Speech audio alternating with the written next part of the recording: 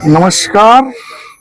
मैं हूं आपका मेजबान एम बालाजी और आप लोग देख रहे हैं उषा बाला ब्लॉक 2022। आज हम लोग का हैदराबाद में स्टे का दूसरा दिन।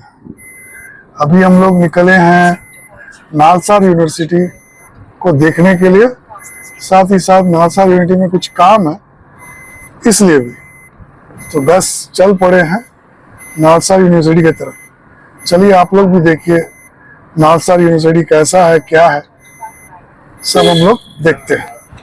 हैदराबाद में बहुत सारी जगहों पर टू लेयर का, एक लेयर पर मेट्रो और दूसरे लेयर पर फ्लाईओवर जो सड़क होगा वो इसका काम जो है चल रहा है, और ये जो है बहुत तेज़ी से चल रहा है और बहुत दिनों से चल रहा है। यही जो है सामने में दिख रहा है।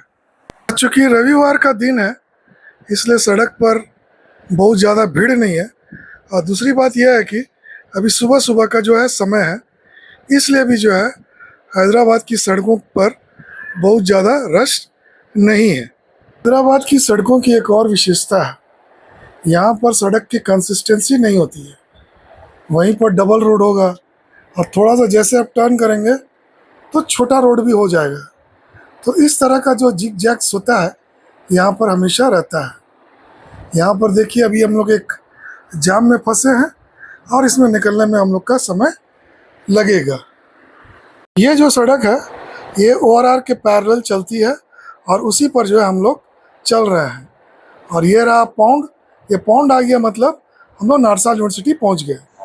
ये नालसा यूनिवर्सिटी का मुख्य द्वार है जो कि यहाँ पर बोर्ड दिख रहा है। आज यहाँ पर कोई परीक्षा है जिसके चलते कि लोगों को अंदर जाने नहीं दिया जा रहा है, और सिक्योरिटी भी काफ़ी टाइट है यहाँ पर जो कि दिख रहा है। लोग जिस कारण से आए हैं लगता वो कारण आज पूरा नहीं हो पाएगा। हम लोग निकल पड़े हैं अगले गंतव्य स्थान के लिए, और ये जो पूरा एरिया आपको दिख रहा है ये पूरा डिफेंस का इलाका है। आमतौर पर सामान्य लोगों के लिए डिफेंस एरिया में प्रतिबंधित क्षेत्र होता है, लेकिन यहाँ पर एक अच्छी बात है कि सामान्य लोग भी आ जा सकते हैं। उससे भी महत्वपूर्ण बात यह है कि ये जो है 4 लेन रोड है। हैदराबाद को नवाबों का शहर और बिरयानी का शहर भी कहा जाता है। यहाँ पर बड़े बड़े गगनचुंबी इमारत जो है आपको यदा कदा जहाँ तहाँ मिल जाएंगे, लेकिन इस एरिया में आपको देखिए पेड़ पौधों की बहुत ही बहुतायत नज़र आ रही है। ये यहाँ की विशेषता है, या यूँ कहा जाए कि ये चूँकि डिफेंस एरिया है इसलिए उन लोगों के द्वारा जो है संरक्षण किया गया इलाका है, इसलिए शायद पेड़ पौधे ज़्यादा दिख रहे हैं। इस सिग्नल पॉइंट के बाद में बस बाईं तरफ एक गेट दिखेगा, और वही एक सेंटर है जहाँ पर कि भारत का तेज धावक मिल्खा सिंह ने ट्रेनिंग लिया था। ये देखिए यही सेंटर है जहाँ पर कि मिल्खा सिंह ने अपना जीवन का शुरुआती दौर में ट्रेनिंग किया था। अब हम लोग जो है डिफेंस एरिया को पार करके नॉर्मल सिविलियन एरिया की तरफ बढ़ रहे हैं, और जैसे जैसे आगे बढ़ेंगे आप लोग देखिएगा पेड़ पौधों की संख्या भी धीरे धीरे कम होती जाएगी और गगनचुंबी इमारतों की संख्या बढ़ती जाएगी। ये हैदराबाद का JNTU के पास का फ्लाईओवर है। हर एक एरिया में एक प्रसिद्ध मिठाई दुकान वाला होता है।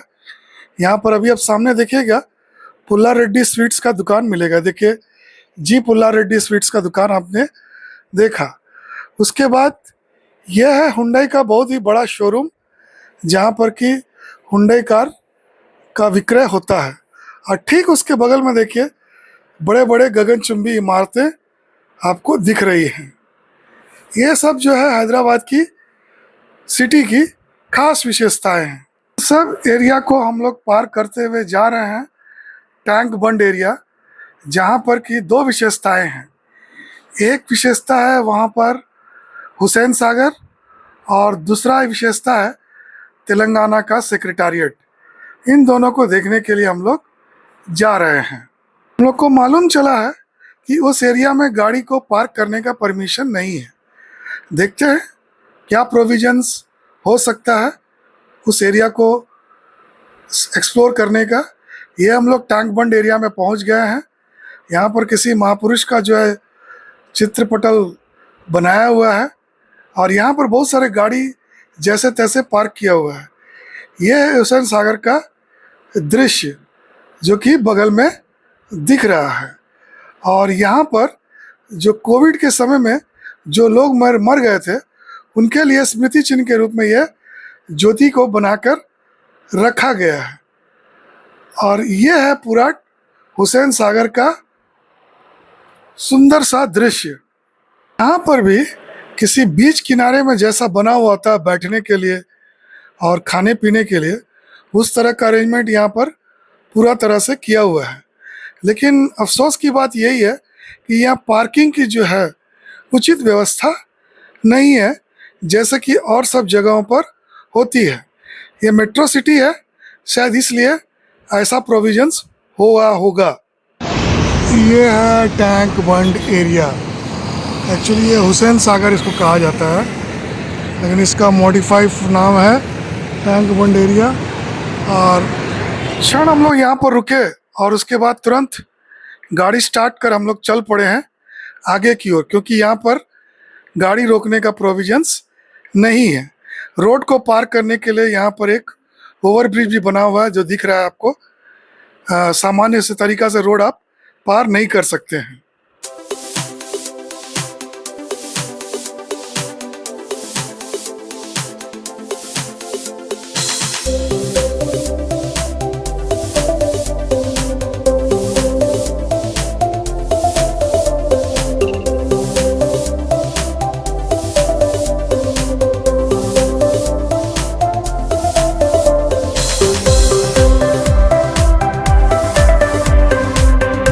बिल्डिंग आप लोगों ने देखा, यही जो है तेलंगाना का सेक्रेटेरिएट है।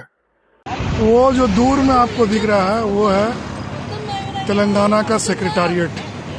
बड़ा सुंदर तेलंगाना जो है बनाया गया है। शाम हो चुकी है, ट्रैफिक भी धीरे धीरे बढ़ रहा है और हम लोग चल पड़े हैं घर की ओर, क्योंकि हम लोग जो है सुबह से ही आज केवल घूम रहे हैं। तो अब चलते हैं घर। आ गए हम लोग पूरा घूम फिर के हैदराबाद। आज दूसरे दिन भी बहुत सारा जगह गया है, जैसा कि आप लोगों को मैंने दिखाया इस ब्लॉग के अंदर, और बहुत सारा चीज़ देखा हम लोग हैदराबाद में। अब इस ब्लॉग को हम लोग यहीं पर ख़त्म करते हैं, क्योंकि आज दिन भर तो सुबह से निकले अभी तक घूमे, इसमें हम लोग पूरी तरह से थक चुके हैं। अब आज रेस्ट लेंगे। आज हम लोग हैदराबाद में आखिरी दिन है। कल सुबह फिर हम लोग अपने वापस विशाखापट्टनम के लिए निकलेंगे। तो अगले ब्लॉग में रिटर्न जर्नी हैदराबाद से विशाखापट्टनम आप लोगों को मैं दिखाऊंगा। तब तक के लिए इजाज़त दीजिए। अंत में ब्लॉग का संदेश, धर्म की रक्षा कीजिए, देश से प्रेम कीजिए और स्वस्थ रहिए। లేకుంటే చెక్కి ఉంటారా అచ్చునేలా శిల్ప సంపద జగత్తు చూడని మహత్తు నీవెలే।